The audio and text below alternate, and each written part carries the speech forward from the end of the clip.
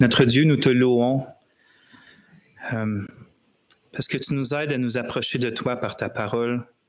Merci de la lecture que nous avons faite aujourd'hui de ta parole, des prières qui s'élevaient en ton nom basées sur ces promesses que tu dis dans ta parole, sur ces chants qu'on a fait élever vers toi, tirés de la parole. Et maintenant, Seigneur, pour ce temps où on va méditer ta parole afin d'être instruit par toi, d'être nourri par toi, d'être édifié par toi, d'être humilié par toi, Seigneur notre Dieu. Seigneur Jésus, lorsque tu étais sur la terre, tu as pris les quelques pains et les poissons que tes disciples t'ont emmenés pour nourrir la foule entière. Nourris ton peuple ce matin. On veut, Seigneur, te demander, te supplier de nous garder humbles, pas pour l'humilité en tant que telle, comme si ce serait une gloire à acquérir, mais parce que, Seigneur, tu fais grâce aux humbles. Puis nous, on veut être dans ta grâce. On ne sait pas vivre ailleurs que dans ta grâce. C'est invivable, Seigneur, on manque d'air lorsqu'on se prive de ta grâce.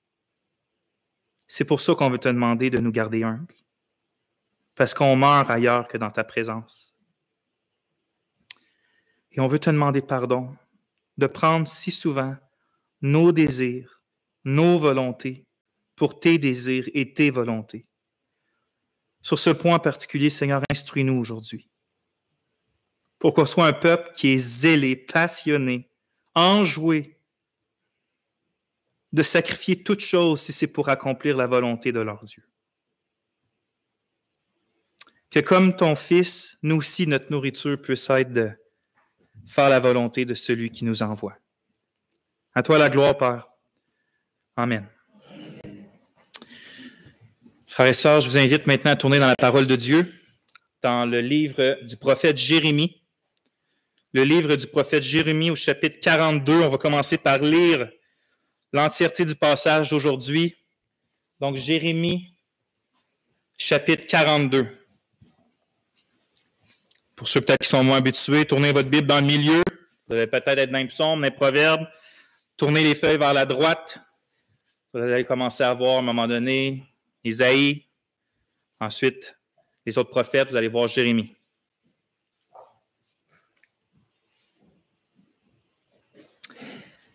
Jérémie, chapitre 42.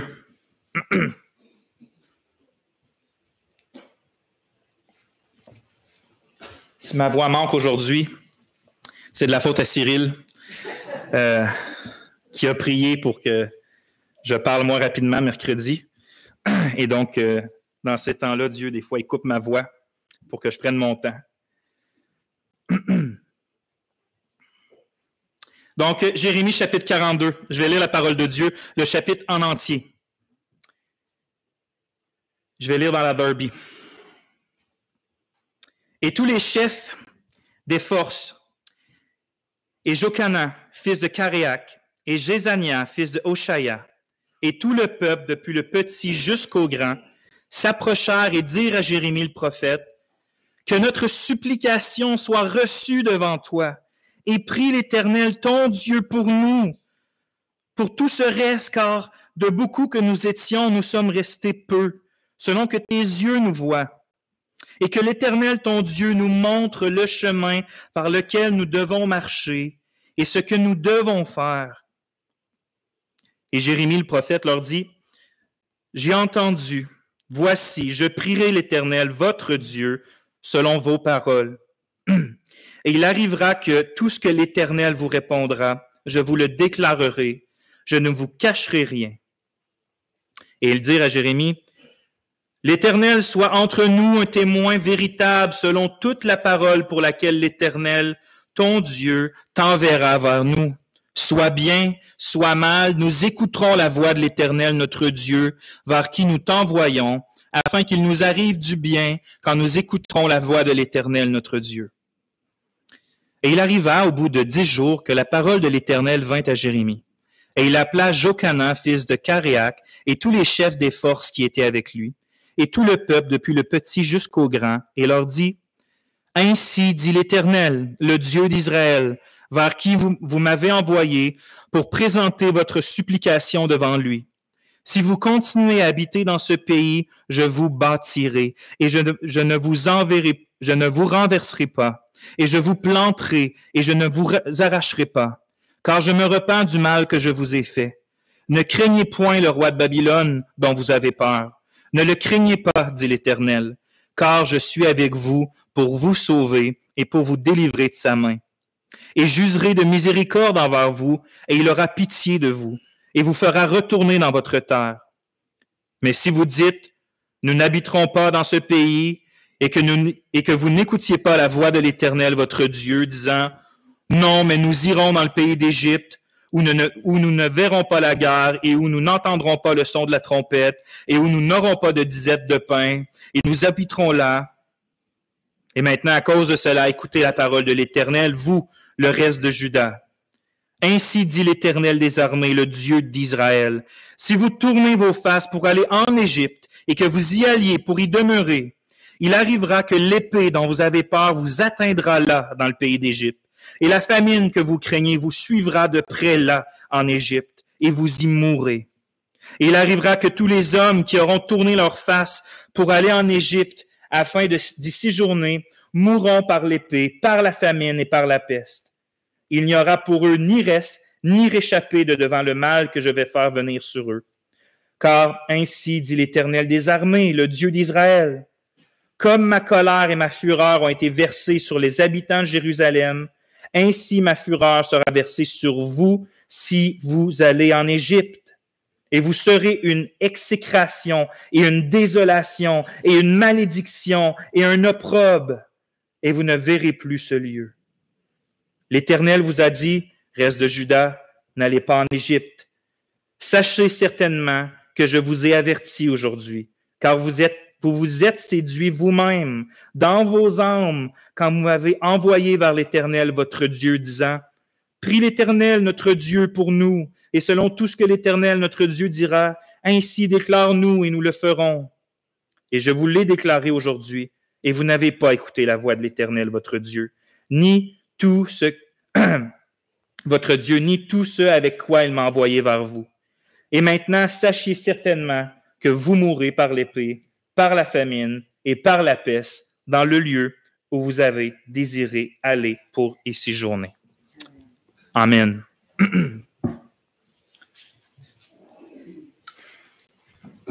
Frères et sœurs, c'est l'histoire du peuple de l'Ancienne Alliance.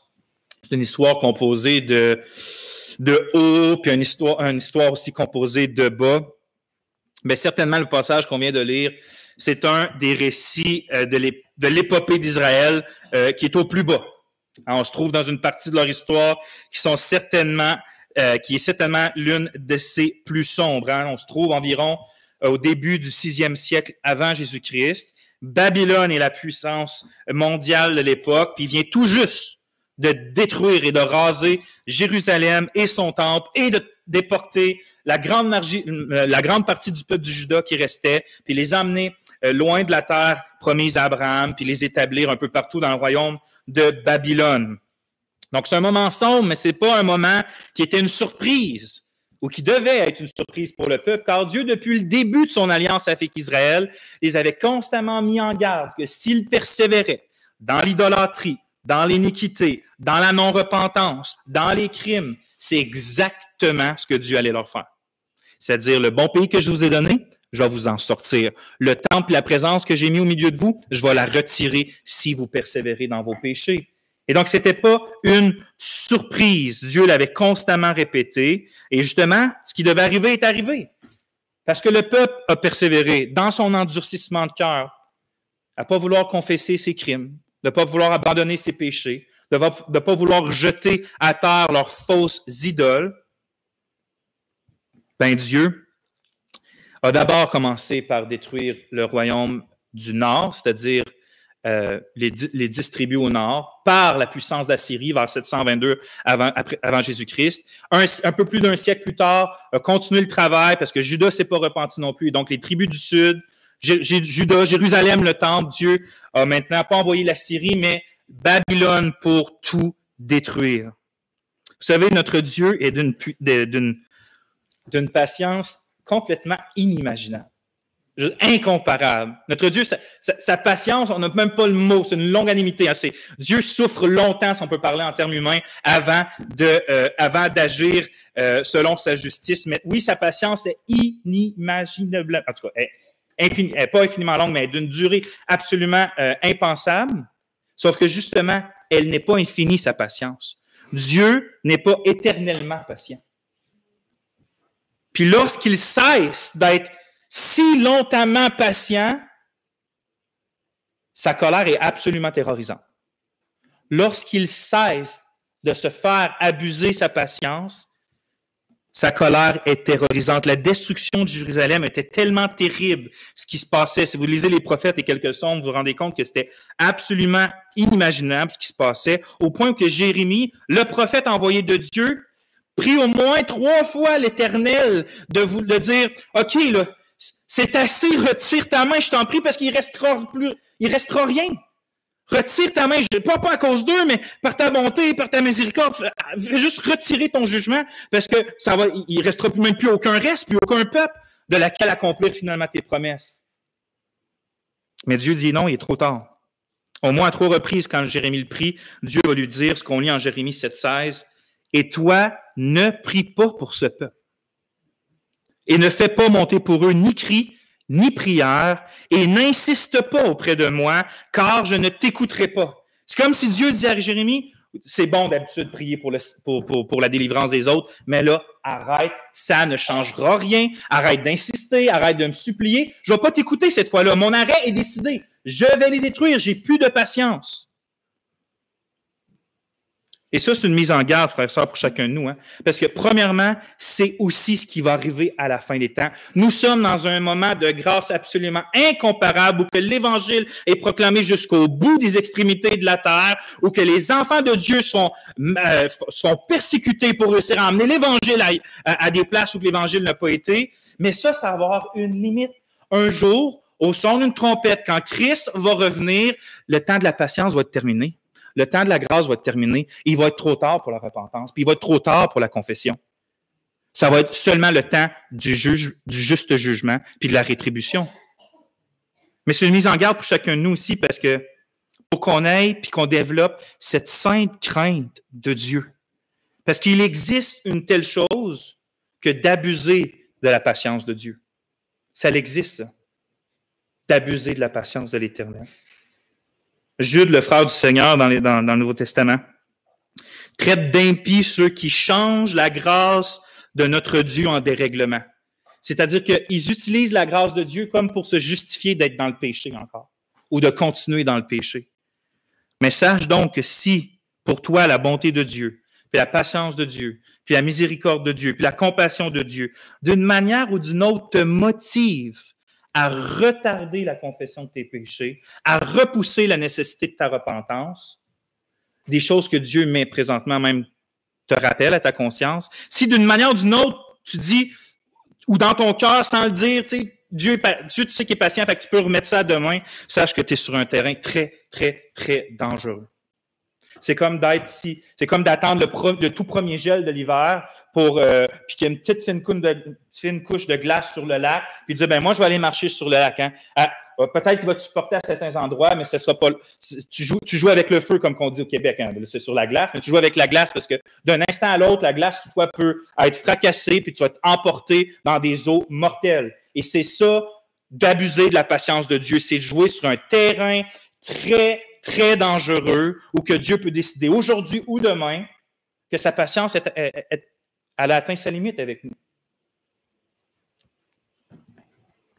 C'est malheureusement ce que le peuple d'Israël avait fait. Ils avaient abusé de la patience de Dieu. Et maintenant, oui, c'est terrible ce qui leur arrive, mais c'est les conséquences désastreuses d'avoir abusé de cette miséricorde-là et d'avoir sacrifié, d'avoir tué les prophètes de l'Éternel, d'avoir ri au visage de l'Éternel, d'avoir attribué leur bénédiction à d'autres faux dieux et vice-versa. Mais alors même qu'ils étaient sous le jugement divin en raison de leur péché, comme c'est partout comme ça dans la Bible, la pitié du Seigneur s'est encore manifestée. Parce que certes, peu importe s'il prie ou non, peu importe s'il se repente ou non, la décision de détruire Jérusalem et le temple est est arrêtée. Cette décision-là ne changera pas. Même si tout le monde dans le peuple se repentirait à ce moment-là, Dieu s'était décidé pour lui. Toutefois, Dieu les encourageait quand même en leur disant aux citoyens de Jérusalem, vous savez l'expression « choisis la vie », c'est dans ce contexte-là où, pas choisis la vie éternelle, c'est pas la vie éternelle dans le contexte, c'est, regarde, c'est moi qui envoie à Babylone. Le roi de Babylone, il est peut-être méchant, mais c'est moi qui permets ça en ce moment pour détruire Jérusalem. Toi, ne lui résiste pas. Sors de la ville, rends-toi, laisse-toi déporter, va habiter où que le roi de Babylone va te mettre. Et si tu fais ça, ta vie va être ton butin. Puis si en plus tu me cherches là-bas, puis si tu te repens là-bas, puis si tu obéis à mes lois là-bas, puis si tu tournes le visage vers Jérusalem en priant en mon nom, je vais te bénir et te faire grandir et t'édifier là-bas. Et donc, même dans cette douleur-là, où il dit, c'est sûr que je détruis Jérusalem, il n'abandonne pas complètement son peuple. Il lui dit, mais si tu te repens et si tu me cherches, tu vas avoir non seulement la vie, mais tu vas pouvoir aussi avoir des bénédictions spirituelles. Le problème, c'est que ça, c'est le message que Jérémie disait au peuple de la part de l'Éternel. Le problème, c'est que le roi de Juda, puis les faux prophètes qui l'entouraient, disaient complètement le contraire. Alors que Jérémie disait au peuple de choisir la vie en se soumettant au roi de Babylone, puis d'acceptant de se faire déporter, les faux prophètes de Juda disaient que non, ça c'est pas la volonté de Dieu. Dieu a toujours protégé Jérusalem. Regardez notre histoire, il va le faire encore. Même, il promet de le faire. J'ai une vision, Dieu va libérer Jérusalem encore une fois. Et donc, le peuple est encore conduit à se confier dans des faussetés ou que c'est pas la volonté de Dieu que vous soyez détruits, c'est pas la volonté de Dieu que vous allez vous soumettre à un roi païen. Il y a plein de prédicateurs comme ça aujourd'hui qui promettent toutes sortes de belles choses. Bien, à cause de ces faux prophètes-là, beaucoup du peuple a encore été conduit en rejeter la parole de l'Éternel par Jérémie et se confier dans une fausse espérance, dans une fausse représentation de la volonté de Dieu. Et donc, le peuple s'est encore rébellé contre Dieu, malgré l'appel que Dieu faisait gracieux de leur offrir leur vie comme butin.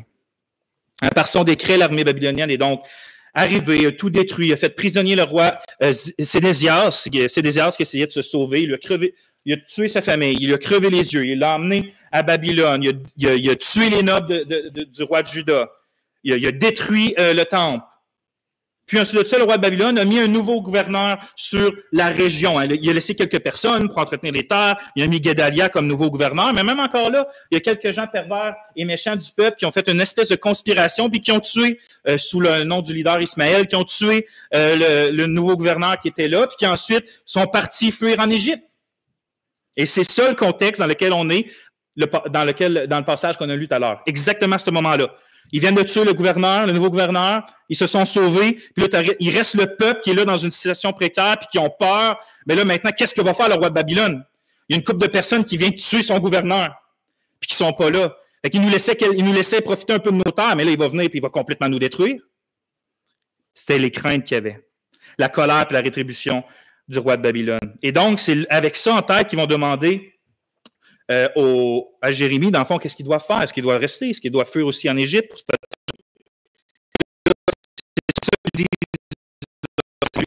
Ils disent à Jérémie que notre supplication soit reçue devant toi et prie l'Éternel ton Dieu pour nous, pour tout ce reste, car de beaucoup que nous étions, nous sommes restés peu, selon que tes yeux nous voient, et que l'Éternel ton Dieu nous montre le chemin par lequel nous devons marcher et ce que nous devons faire. Le chemin qu'il veut savoir, c'est doit-on partir, doit-on rester? Qu'est-ce qu'on doit faire maintenant? Autrement dit, merci mon frère. Attends, je vais prendre ça. Autrement dit, quand on lit ça comme ça, le peuple semble chercher la volonté de Dieu concernant leur situation difficile. C'est aussi simple que ça. Qu'est-ce que Dieu veut pour nous dans cette situation difficile-là? Mais est-ce que c'est vraiment le cas? Est-ce qu'il cherche vraiment la volonté de Dieu dans cette situation-là? Si on était attentif tantôt pendant la longue lecture du chapitre, on va avoir retenu que finalement, on va apprendre éventuellement que le peuple, il ne cherchait pas vraiment la volonté de Dieu. Il cherchait plutôt simplement en fait, ils avaient déjà pris une décision dans leur cœur. Ils voulaient simplement que Dieu leur dise que c'était la bonne décision. Leur but n'était pas de rechercher réellement ce que Dieu voulait. Ils voulaient juste être réconfortés dans leur propre décision. Et c'est ça le cœur du passage, et c'est ça le cœur de la prédication d'aujourd'hui. On va se servir de la triste exemple des Israélites du chapitre 42, même un peu du chapitre 43 qu'on va lire tout à l'heure. Puis on va méditer cette tendance-là pécheresse, frères et sœurs, qui est dans notre cœur à tous. Cette tendance-là pécheresse qui est attachée à notre chair, qui est dans notre cœur à tous, de se séduire lui-même au point qu'il pense rechercher la volonté de Dieu, mais qu'en réalité, il ne cherche pas que ta volonté soit faite, mais il cherche que ma volonté soit faite. Mais on a cette capacité-là en nous de s'auto-séduire, puis de s'auto-faire croire que c'est réellement la volonté de Dieu qu'on recherche, mais dans le fond de nous-mêmes, on n'est pas vraiment intéressé à la savoir. Le but, c'est que j'espère et j'ai prié que l'Esprit nous aide, par ce passage-là, à identifier lorsque ça arrive dans notre vie, parce que ça nous est arrivé, ça va encore nous arriver, pour nous aider à le confesser à chaque fois, à s'en repentir à chaque fois, mais aussi positivement, que l'Esprit nous rende plus passionnés, plus passionnés à chercher sincèrement, assidûment la vraie volonté divine, puis de faire attention à bien discerner si ça vient vraiment de nous ou si ça vient vraiment de l'Éternel. Le titre du message, c'est « Que ma volonté soit faite ». En parlant de nous, parce que dans la prière de notre Père, c'est que ta volonté soit faite, mais que ma volonté soit faite. Puis on va méditer à partir du passage 4 points. Je vous les cite. Premier point, une volonté hypocrite. Deuxième point, une volonté consciente.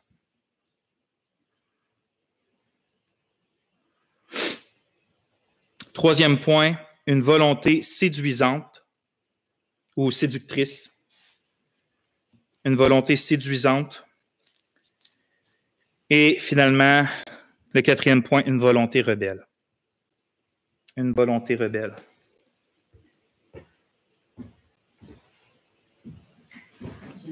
Oui, c'est ça, merci.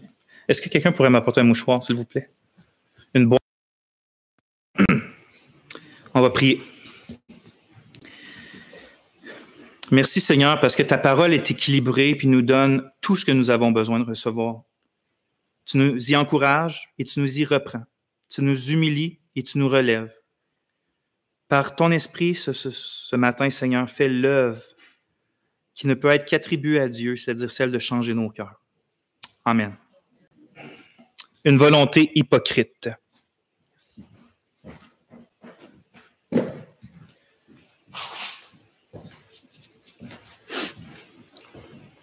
On va relire le verset 2 et 3, ce que les chefs disent à Jérémie lorsqu'ils viennent le voir. « Que notre supplication soit reçue devant toi, et prie l'Éternel ton Dieu pour nous, pour tout ce reste, car de beaucoup que nous étions, nous sommes restés peu, selon que tes yeux nous voient.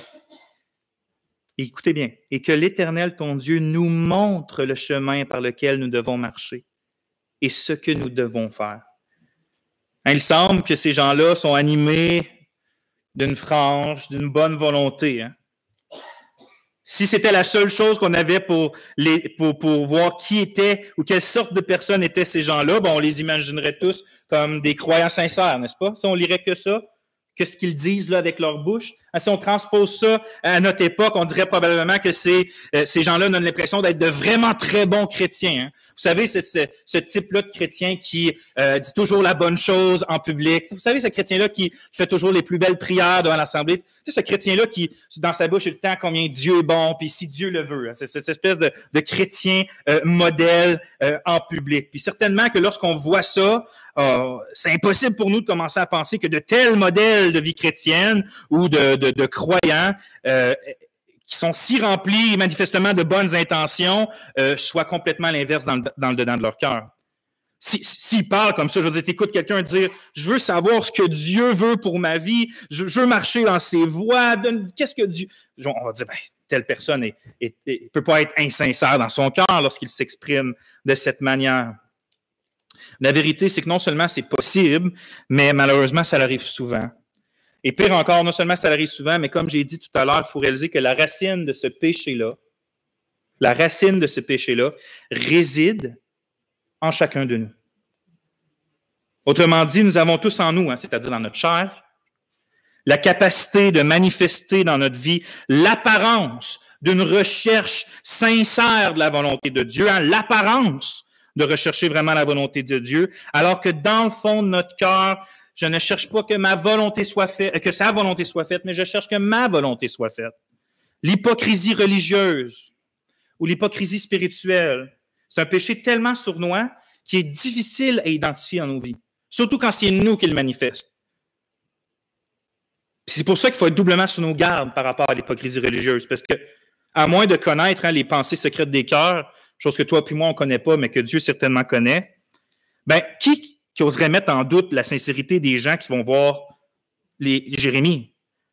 Imaginons à quoi ça pourrait ressembler, encore une fois, dans cette situation-là, dans notre contexte. Imaginez qu'un membre d'Église prenne lui-même un rendez-vous avec les pasteurs ou l'un des pasteurs parce qu'il dit avoir un dilemme dans sa vie avec puis il veut absolument en parler. Imaginez que dans cette rencontre-là, ce membre-là en question raconte au pasteur que dans le fond, il n'est pas sûr que le travail qu'il est en train de faire est la volonté de Dieu dans sa vie, surtout parce que il y a quelque chose qui semble malhonnête que l'entreprise fait. Et donc, il se pose la question, puis imaginez qu'il dit au pasteur, tu sais, moi, dans le fond, là, je veux juste faire la volonté de Dieu, puis même si Dieu ne veut pas que je continue ce travail-là, qui est un travail très bénéfique au niveau financier, ça ne me dérange pas, je peux le quitter demain matin, puis je veux juste savoir la volonté de Dieu. Si quelqu'un vient comme ça, moi, j'ai tendance à le croire. J'ai tendance à dire, wow, ça, c'est quelqu'un de humble, c'est quelqu'un qui est prêt à tout perdre, même un bon travail, pour seulement faire la volonté de Dieu. Un peu comme les gens qui vont voir Jérémie. On ne pourrait pas dire que c'est des gens insincères ou des gens hypocrites. Et pourtant, ce groupe-là qui va voir Jérémie était profondément hypocrite. Alors que leurs lèvres disaient que l'Éternel, ton Dieu, nous montre le chemin par lequel nous devons marcher. Et ce que nous devons faire, leurs lèvres disaient ça, mais leur cœur n'avait absolument aucune intention de marcher dans un chemin qui serait contraire à leur propre volonté. Donc, ils le disent comme ça. C'est facile de dire ça. On peut tous le dire ce matin.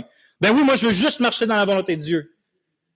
Mais lorsque on se rend compte que cette volonté-là est contraire à la mienne, c'est une autre affaire, c'est une autre game, on dit au Québec. Ce passage nous démontre jusqu'à où peut se rendre l'hypocrisie religieuse. Puis en vérité, je trouve ça déconcertant, moi, quand je me rends compte jusqu'à où ça peut aller.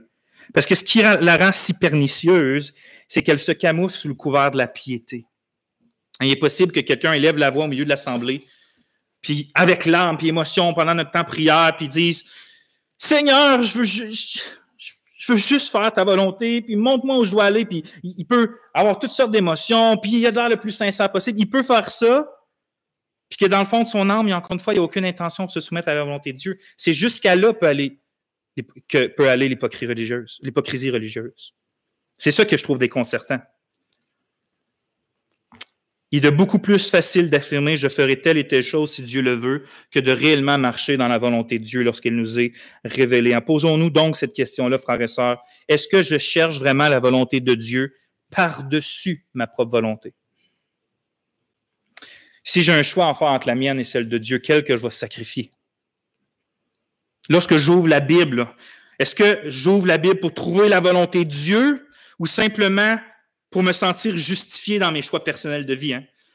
Encore une fois, c'est jusque-là peut aller l'hypocrisie religieuse où j'ouvre la Bible, mais dans le fond, je sais très bien ce que je veux que j'ai pris comme décision et je sais très bien que je vais la faire, mais pour un peu apaiser ma conscience, je cherche une place dans la Bible qui peut peut-être vouloir insinuer que je fais la bonne décision. Je cherche à confirmer seulement la décision que j'ai prise, je cherche à faire ma volonté ou à confirmer ma volonté et non à ouvertement, sincèrement chercher celle du Seigneur. La même chose, lorsque j'écoute une prédication, est-ce que c'est parce que je veux que Dieu me montre sa voix ou parce que je veux que Dieu confirme mes propres voix? C'est ça le danger avec surtout les prédications. Lorsque la seule chose qu'on consomme, c'est les prédications sur Internet. Parce que c'est facile que choisir les prédications qui confirment les choix qu'on pense ou les doctrines que l'on pense. Lorsque je fais des prières, est-ce que c'est pour dire que ta volonté soit faite ou c'est pour que Dieu me dise « je vais faire ta volonté » ?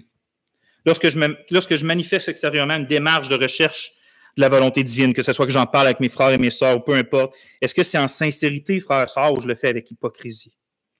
Est-ce que tu désires vraiment que ta volonté, s'accorde avec celle de Dieu ou préfères-tu secrètement que ce soit la volonté de Dieu qui s'accorde avec la tienne? Il ne faut pas être comme les chefs qui vont voir Jérémie. Hein, parce qu'on va être sincères entre nous, ça nous arrive tous d'avoir des facettes de nos vies où que notre chair est plus forte, puis que dans notre chair, on ne veut pas la volonté de Dieu.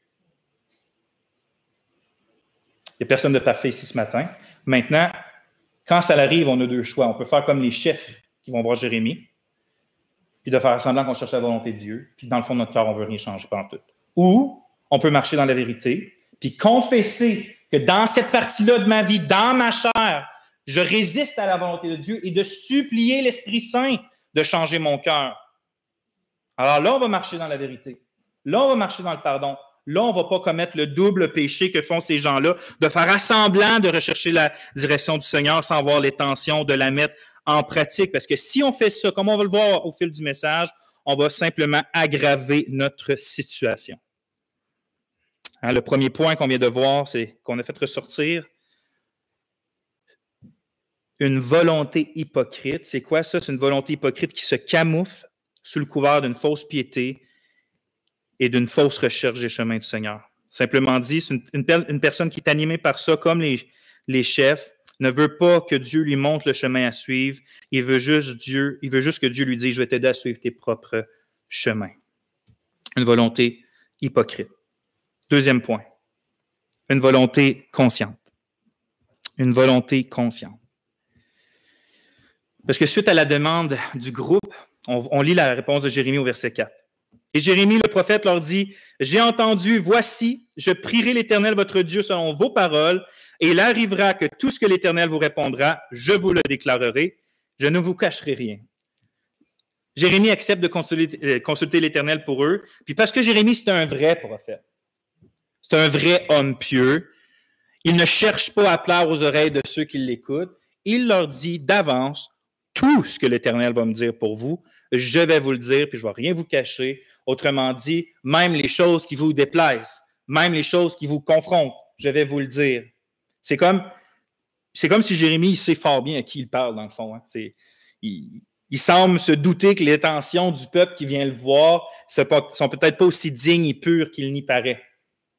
Alors, le groupe semble comprendre l'insinuation de Jérémie parce que le groupe, les chefs redoublent d'efforts dans leur hypocrisie et dans ce qu'ils affirment. Parce qu'au verset 5, ils disent, « Et ils dirent à Jérémie, « L'Éternel soit entre nous un témoin véritable et fidèle, si nous ne faisons selon toute la parole pour laquelle l'Éternel, ton Dieu, t'enverra vers nous. » Autrement dit, il jure ici, il s'engage devant Dieu à que l'Éternel, en fond, nous punisse, soit témoin entre nous si jamais on fait pas tout ce que l'Éternel te dit qu'on doit faire. Ils disent même, soit bien, soit mal, nous écouterons la voix de l'Éternel, ton Dieu, vers qui nous t'envoyons, afin qu'il nous arrive du bien quand nous écouterons la voix de l'Éternel, notre Dieu. Ces membres de l'Ancienne Alliance vont même, comme j'ai dit, jusqu'à jurer au nom de l'Éternel, à jurer qu'ils ont des bonnes intentions, à jurer qu'ils ont l'intention de faire ce qu'ils disent qu'ils vont faire. Bien, premièrement, si tu ressens la nécessité de jurer que tu as des bonnes intentions, c'est mauvais signe souvent. Moi, quand un de mes garçons vient me voir et qui me dit « Non, papa, je te dis, c'est la vraie vérité. » Je me doute qu'il y a anguille sous roche à ce moment-là. Hein? Mais comprenons que de jurer au nom de l'Éternel, c'est quelque chose de sérieux. Si on ment en prenant le nom de l'Éternel comme témoin, puis que nous mentons, hein, c'est d'utiliser le nom de Dieu en vain. Et Dieu dit en Exode 27, « L'Éternel ne laissera point puni celui qui prendra son nom en vain. » Fait que ces gens-là, encore une fois, jouent avec le feu. Hein. Eux, ils jurent qu'ils ne veulent que savoir ce que Dieu veut pour eux et qu'ils sont entièrement disposés à lui obéir, même si ce que Dieu leur demande de faire, c'est l'inverse de leur propre volonté. Même si Dieu, ce qu'il veut pour eux, c'est quelque chose qui va leur causer du mal terrestre. Il dit soit bien, soit mal. Pas que l'Éternel fait directement du mal, mais qui est peut-être dans leur chair et selon leur propre désir quelque chose de mal. Par exemple, de rester à Jérusalem pour eux.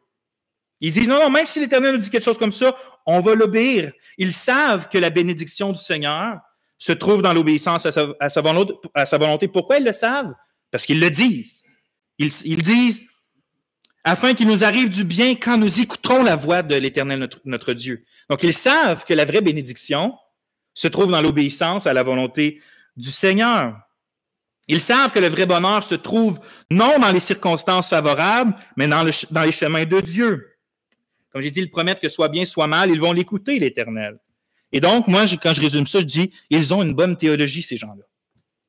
Ils ont une bonne connaissance théorique de qui est l'Éternel. C'est pour ça que j'ai nommé le deuxième point, une volonté consciente, parce que du fait qu'ils ont une bonne théologie et du fait qu'ils connaissent la loi de l'Éternel, ils sont conscients que le bonheur se trouve dans la voie du Seigneur, dans les voies du Seigneur. Et donc, ces membres-là de l'Ancienne Alliance sont capables de dire des vérités concernant Dieu. Ils ont une bonne théologie, mais la vérité de Dieu n'habite pas dans leur cœur. Et j'ai écrit, quelle tristesse de savoir dans notre tête que l'abondance spirituelle se trouve dans l'obéissance à la volonté souveraine de Dieu sur nos vies, de savoir ce concept-là, cette vérité-là dans notre tête, mais de décider tout de même de suivre notre propre volonté.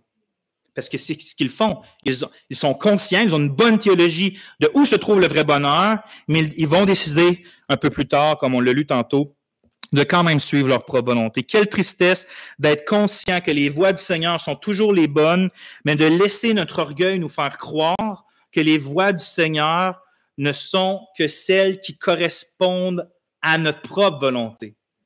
C'est-à-dire, quand ce que je veux et ce que Dieu veut, ça marche ensemble, je suis comme, ben oui, ça c'est sûr que c'est les voies de Dieu.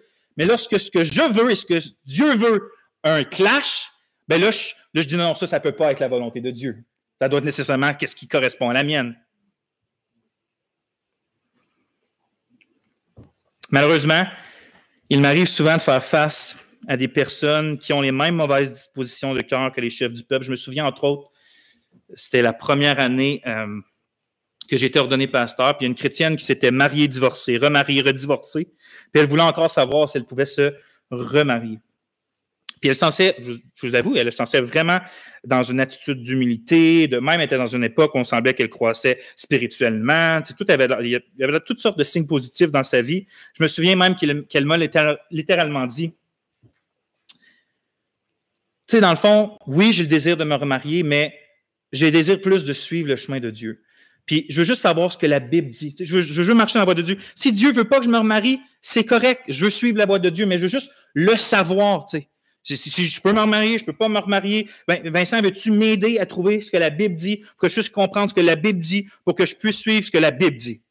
Ça, c'était ses paroles à elle. Puis je vous avoue, elle avait l'air vraiment sincère, au point que j'étais tellement impressionné que sa démarche que je disais à d'autres, je témoignais d'elle, puis je disais, ça, c'est une vraie foi qui a été humiliée par Dieu, puis qui, malgré qui, peut-être, elle pourrait comprendre qu'elle ne peut pas se remarier, est prête à prendre ces décisions-là parce qu'elle voit plus de bonheur dans le chemin que l'Éternel dit dans sa parole. Puis je louangeais la foi, ou la supposée foi que je voyais dans cette personne-là, mais malheureusement, je n'avais pas l'expérience de Jérémie. Puis aussitôt qu'un homme s'est présenté qui voulait la marier dans sa vie, tout d'un coup, toute cette démarche-là a pris le bord. Sa prétendue sincérité est partie. Elle ne voulait plus rien entendre qui pouvait insinuer que la Bible disait qu'elle n'avait pas le droit de se remarier. Elle n'allait que voir des gens qui lui disaient ce qu'elle voulait entendre. À la seconde que quelque chose à laquelle elle aspirait s'est présenté dans sa vie. Puis soyons pas trop prompts à la pointer du doigt, parce que comme j'ai mentionné plus tôt, on a toute la capacité charnelle de faire la même chose en nous. Cette attitude-là pécheresse ne se manifeste pas seulement dans les grandes décisions de notre vie, comme le mariage ou le remariage, mais aussi dans la manière qu'on vit quotidiennement notre vie chrétienne. C'est pas juste dans les grandes décisions qu'on peut être rebelle à la volonté de Dieu, mais dans notre vie quotidienne. À marcher dans la volonté de Dieu, ça ne se résume pas à seulement obéir des commandements qui sont clairs dans la Bible, c'est aussi de vivre sa providence, la manière que Dieu dirige nos vies, de vivre sa providence avec contentement puis avec foi. On prie tous, frères et sœurs, je sais, on prie tous que Dieu fasse sa volonté dans notre vie, hein, n'est-ce pas? Mais est-ce qu'on accepte cette volonté-là lorsque Dieu dirige les circonstances de nos vies d'une manière différente de notre propre volonté? Tu veux être en santé. Mais si Dieu veut que pour un temps tu sois malade, est-ce que tu vas être capable de dire que ta volonté soit faite et non la mienne? Dieu, toi, tu veux tel ou tel travail. Mais si Dieu veut que tu aies tel autre ou tel autre travail, est-ce que tu peux dire encore une fois, non pas ma volonté, mais la tienne? Si toi, tu veux un mariage dépourvu de difficultés, on invente quelque chose de vraiment comme imaginaire. Un mariage dépourvu de difficultés. Mais que Dieu, lui, veut te faire grandir dans les difficultés. Est-ce que tu vas être encore capable de dire, non pas ma volonté, mais la tienne? Tu veux, toi, que Dieu retire les chars dans ta chair. Mais si Dieu veut que tu apprennes que sa grâce te suffit, est-ce que tu vas être encore capable de dire que ta volonté soit faite et non la mienne? Tout comme les chefs d'Israël qui allaient consulter Jérémie, nous sommes conscients de ce que la Bible affirme, nous sommes conscients que la bénédiction de Dieu se trouve dans l'accomplissement et dans l'acceptation de sa volonté dans nos vies et non de l'accomplissement de notre volonté dans nos vies. Mais quand vient concrètement le temps d'accepter, d'accomplir sa volonté souveraine, providentielle, est-ce que nous y sommes disposés? C'est facile de marcher, encore une fois, dans la volonté du Seigneur lorsque sa volonté correspond à la mienne. C'est facile d'être content lorsque la volonté du Seigneur, c'est que je sois prospère puis que je sois en santé. Ben, ça donne bien, c'est ça que je veux moi aussi, être prospère puis en santé. C'est facile quand les volontés s'alignent. Mais lorsque sa volonté, c'est que je sois pour un temps dans la disette et dans la maladie, est-ce que c'est aussi facile d'y marcher puis d'aimer sa volonté, d'en faire notre nourriture? C'est des bonnes questions à se poser. Le deuxième point, c'était donc une volonté consciente. Le premier, c'était une volonté hypocrite, mais on voit que cette volonté-là hypocrite est consciente de où se trouve la bénédiction et de ce qu'elle fait. Troisième point, une volonté séductrice ou séduisante.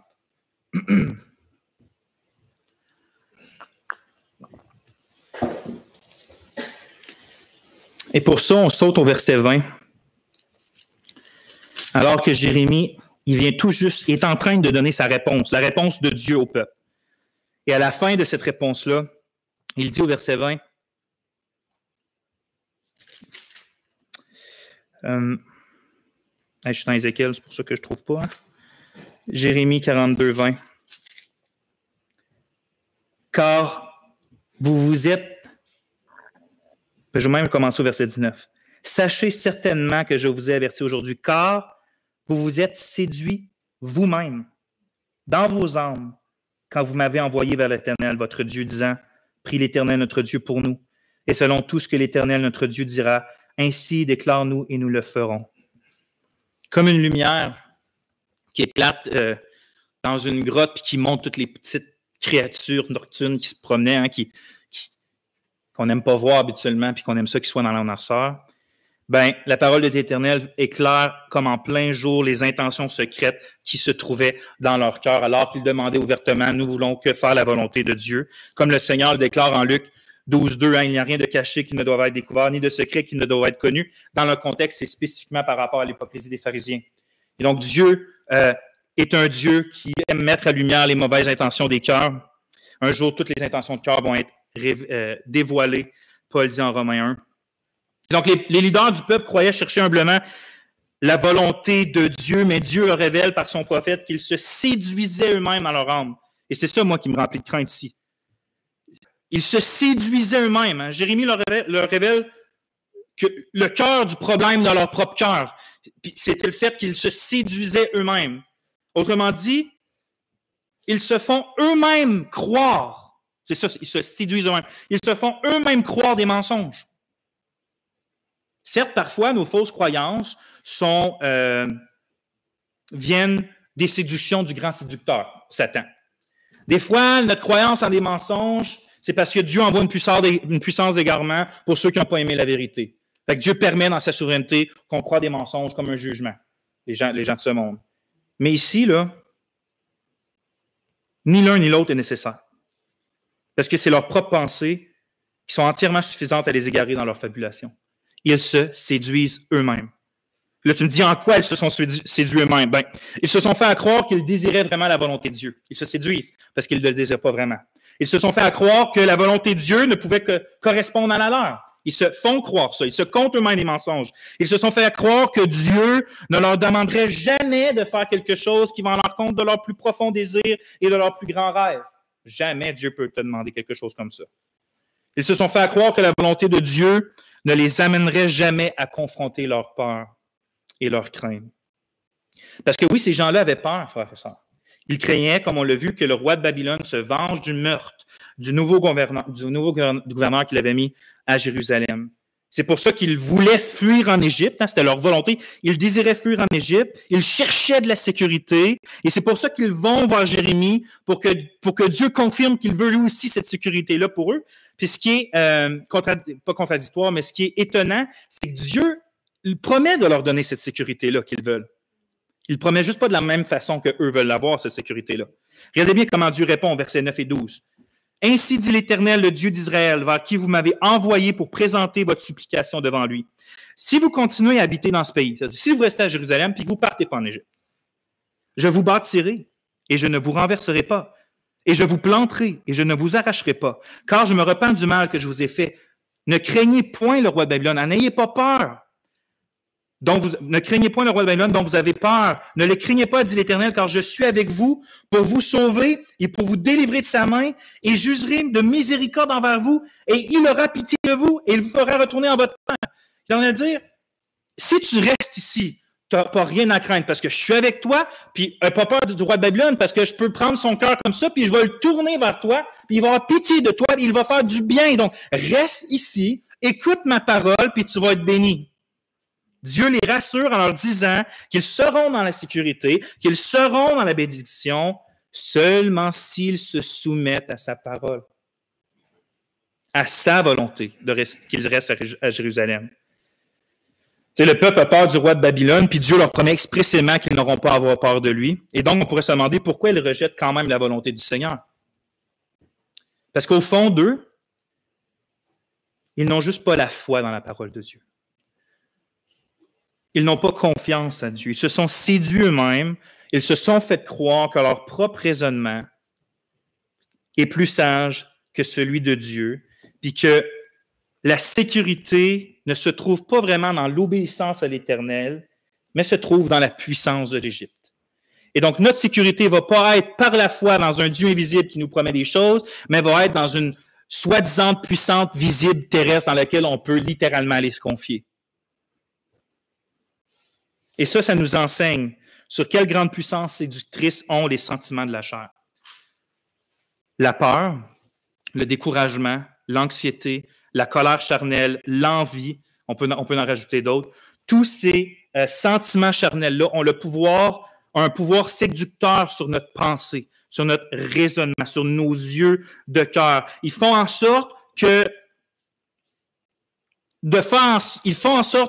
de nous pousser à nous conduire en nous-mêmes ou en d'autres, puis à ne pas et ne nous pousse pas à se confier plutôt dans l'Éternel qui nous promet. Lorsqu'on a tellement peur, ou qu'on laisse la peur nous submerger, ou l'anxiété nous submerger, ou le découragement nous submerger, ça séduit notre pensée, puis dit non, c'est pas dans l'Éternel que va être ta force et ton courage, ou ta confiance, ou ta délivrance. Ça va être dans tel chemin, ou dans telle chose, ou dans telle science, vous comprenez? C'est ça que si on laisse les sentiments dicter notre pensée, c'est ce qui va se produire. Pourtant, l'Esprit Saint est clair dans la parole de Dieu. Proverbe 3, 5 à 8, « Confie-toi en l'Éternel de tout ton cœur et ne t'appuie pas sur ta sagesse. Reconnais-le dans toutes tes voies et il aplanira tes sentiers. Ne sois point sage à tes propres yeux. Crains l'Éternel et détourne-toi du mal. Ce sera la santé pour tes muscles et un rafraîchissement pour tes os. » De recommander notre sort à l'Éternel n'a pas que des bénédictions spirituelles, mais ça va même faire du bien à ton corps. Oui, soumettre notre propre volonté à celle du Seigneur, c'est pas toujours une chose facile, j'en conviens. C'est pas facile dans notre chair, jamais. Mettons, quelqu'un peut dire, je veux une épouse, je veux un enfant, je veux la santé, je veux pas de souffrance, je veux pas mourir, je veux pas de deuil, je veux pas ce travail-là, qui sont tous en soi des désirs sains humains. C'est pas nécessairement des désirs charnels, ça, là. Ils peuvent devenir charnels lorsqu'ils sont disproportionnés, aussi lorsqu'ils deviennent des idoles, mais c'est tous des désirs sains. Mais si Dieu veut autre chose pour nous que ça, si Dieu veut nous donner sa paix, puis sa bénédiction, à Jérusalem, alors que Jérusalem est complètement détruite. Parce que c'est ce qu'il demande au peuple. Il dit, c'est là, au milieu des débris. Ouais, c'est peut-être pas beau, c'est peut-être tout détruit, il y a peut-être les murs sont pas là, il y a du feu, il y a des corps peut-être, mais je veux que tu restes là parce que c'est là que je vais te bénir. Si Dieu fait ça, mais il faut comprendre que la bénédiction va se trouver nulle part ailleurs qu'à Jérusalem, au milieu des débris. Si Dieu dit que c'est là qu'on va être béni de sa part, on aurait beau aller dans un Éden, on aurait beau aller en Égypte, on aurait beau aller ailleurs, on ne va jamais avoir la bénédiction de Dieu. Si les Juifs persévéraient à faire leur volonté puis d'aller chercher la sécurité en Égypte, en se séduisant eux-mêmes et en se faisant croire que s'ils vont là, ben là, enfin, ils vont plus entendre parler de guerre. Enfin, ils vont plus risquer les situations difficiles. Il n'y aura plus de difficultés s'ils vont en Égypte. Mais Dieu leur répond au verset 15-17. Ainsi dit l'Éternel des armées, le Dieu d'Israël. Si vous tournez vos faces pour aller en Égypte et que vous y alliez pour y demeurer, il arrivera que l'épée dont vous avez peur vous atteindra là dans le pays d'Égypte. Et la famine dont vous craignez vous suivra près là en Égypte et vous y mourrez. Il arrivera que tous les hommes qui auront tourné leur face pour aller en Égypte, afin d'y séjourner, mourront par l'épée, par la famine et par la peste, et il n'y aura pour eux ni reste ni réchappé de devant le mal que je vais faire venir sur eux. La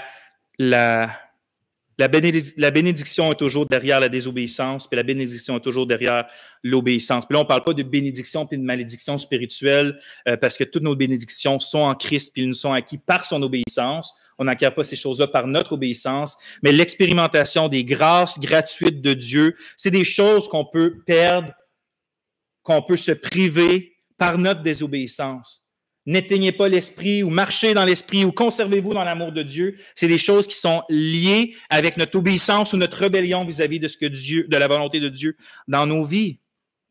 Il peut arriver que la volonté de Dieu pour nos vies paraisse incohérente selon nos propres réflexions, tout comme les faux prophètes qui accusaient auparavant Jérémie puis disaient, hey, ce prophète-là, c'est lui le faux prophète. C'est lui qui vous dit de quitter la terre que Dieu a promis à Abraham. C'est lui qui vous dit de vous soumettre au roi de Babylone puis d'abandonner Jérusalem. Jamais que Dieu voudrait ça pour vous, peuple de Jérusalem. Vous savez, donc c'est peut-être incohérent, la volonté de Dieu pour notre raisonnement à nous. Alors, il nous faut suivre la volonté divine, même lorsque celle-ci nous fait attendre, par exemple, la vieillesse avant de nous donner l'enfant promis. Pense à Abraham puis Sarah. Ou lorsque cette volonté-là nous amène providentiellement et nous coince entre l'armée de Pharaon puis le Jourdain infranchissable, et qu'on a suivi la volonté de Dieu, puis là, tout d'un coup, on est coincé puis on voit rien. Des fois, la volonté de Dieu nous amène là et nous fait attendre là jusqu'au moment où elle nous délivre. Ou encore, lorsque la volonté de Dieu nous demande de marcher sur les eaux troubles pour aller à la rencontre de Jésus, comme il l'a fait avec Pierre, il ne faut pas laisser nos craintes ou nos peurs ou nos découragements nous séduire au point de nous confier dans notre propre volonté plutôt que dans celle de Dieu, parce que notre propre volonté, ce n'est pas le contrôle, la bénédiction du Seigneur. Mais jamais. Autrement dit, assurons-nous de ne pas développer une volonté humaine qui est rebelle à celle de Dieu, et ça nous conduit au 4e point que je vais faire rapidement. On vient de voir une volonté séductrice ou séduisante, parce qu'on s'auto-fait croire des mensonges. On s'auto-fait croire que notre volonté, c'est celle de Dieu. Et maintenant, une volonté rebelle. Une volonté rebelle. Je vous redis l'ordre chronologique de ce qui s'est passé dans notre passage jusqu'à maintenant. Les chefs sont allés consulter l'Éternel pour avoir sa direction. Le peuple jure de suivre la volonté de Dieu, peu importe ce que la volonté de Dieu leur demande. Dieu répond au peuple, puis lui communique sa volonté. Donc, quand on fait 1 + 1 + 1, puis qu'on regarde les belles intentions des bouches, puis on se dirait, la conclusion logique de ça, c'est qu'ils ont fini par obéir à la volonté de Dieu. C'est ce qu'ils voulaient faire depuis le début. Mais ce n'est pas ce qui s'est produit. Au contraire, après avoir entendu la réponse que Dieu a faite à leur supplication par son prophète Jérémie, on lit au chapitre 43, les 3 premiers versets. On ne les a pas lus tout à l'heure, fait que je vais les lire. Et lorsque Jérémie eut achevé de dire à tout le peuple toutes les paroles de l'Éternel leur Dieu, toutes ces paroles avec lesquelles l'Éternel leur Dieu l'avait envoyé vers eux, il arriva Kazaria, fils de Oshaya, et Jochanan, fils de Karéak, et tous les hommes orgueilleux parlèrent à Jérémie disant, « C'est un mensonge que tu dis. L'Éternel notre Dieu ne t'a pas envoyé pour nous dire dans les points en Égypte pour y séjourner. Mais Baruch, fils de Nérija, t'incite contre nous, afin de nous livrer en la main des Chaldéens, pour nous faire mourir et pour nous transporter à Babylone. Est-ce que vous entendez l'orgueil et l'hypocrisie derrière cette parole-là? Parce que la réponse de Dieu ne correspond pas à leur volonté, ils préfèrent accuser Jérémie de mensonge et d'hypocrisie au lieu de se repentir de leur propre mauvaise volonté. C'est plus facile d'accuser que l'autre a tort, puis que c'est lui qui interprète mal la parole de Dieu, plutôt que reconnaître que toi-même, tu ne veux pas la suivre, la parole de Dieu. Puis c'est toujours ce qui finit par se produire avec des gens qui prétendent seulement désirer la volonté de Dieu dans leur vie. Hein. Il prétend vouloir obéir à Dieu jusqu'au moment où la volonté de Dieu est contraire à ce qu'eux veulent. Ils prétendent jusqu'à ce moment-là. Combien de fois ça m'est arrivé tout d'un coup?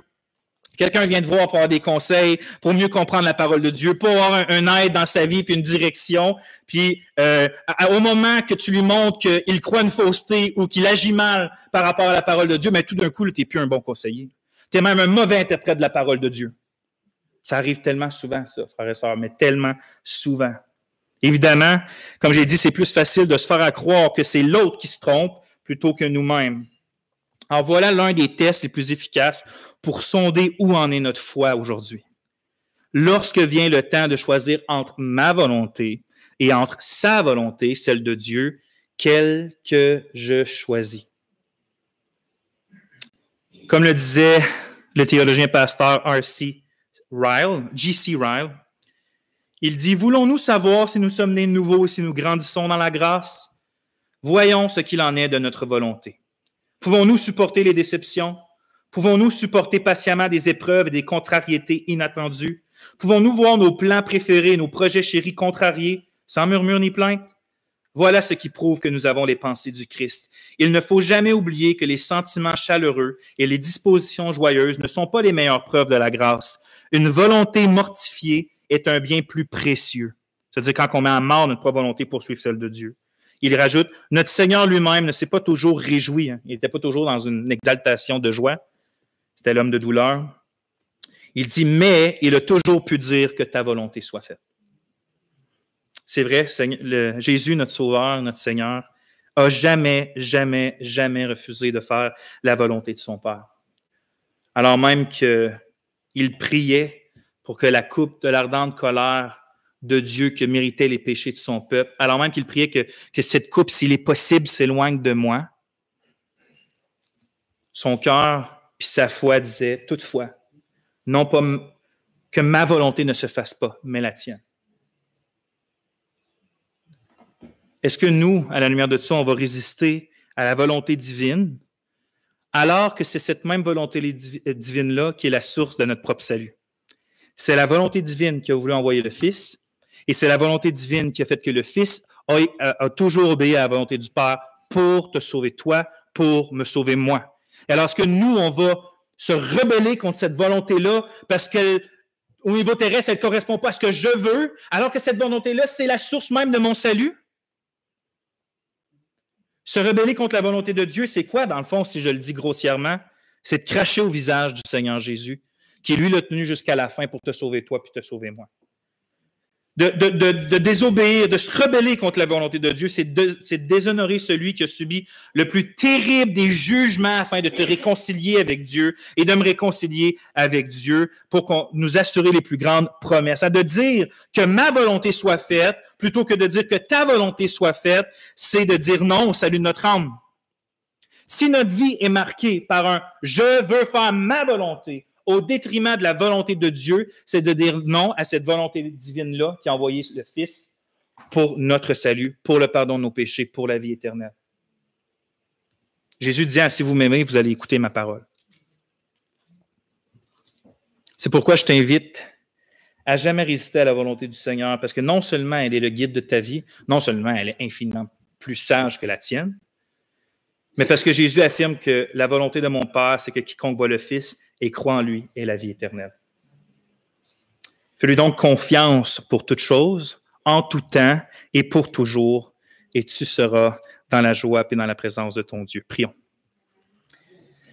Seigneur, que ta volonté soit faite et non la nôtre. Et comme dit le psaume, Seigneur, non pas à nous, ne donne pas gloire à nous, mais à ton nom, Seigneur, donne gloire. Nous ne voulons pas être un peuple rebelle et on te demande pardon ce matin, Seigneur, et on confesse devant toi que si souvent dans notre chair, nous sommes irrités contre ta volonté. Nous sommes déçus que ce ne soit pas notre volonté qui se fasse. Alors, Seigneur, aide-nous à être si remplis de l'Esprit, de Jésus, que nous aussi, en toutes choses, on fasse notre nourriture de ta volonté et qu'en toutes choses, même dans les pires épreuves, on puisse dire, parce que ta grâce nous suffit, Seigneur, nous suffit qu'on puisse dire nous aussi, non pas notre volonté, mais la tienne. Pardonne-nous, Seigneur, puis équipe-nous. Tu nous as donné des promesses. Tu as dit que tu allais nous libérer de nos idoles. Et donc, libère-nous de cette idole-là de notre propre volonté pour qu'on soit un peuple dans lequel tu es glorifié en toute occasion. Oui, pour la gloire de ton nom. Amen.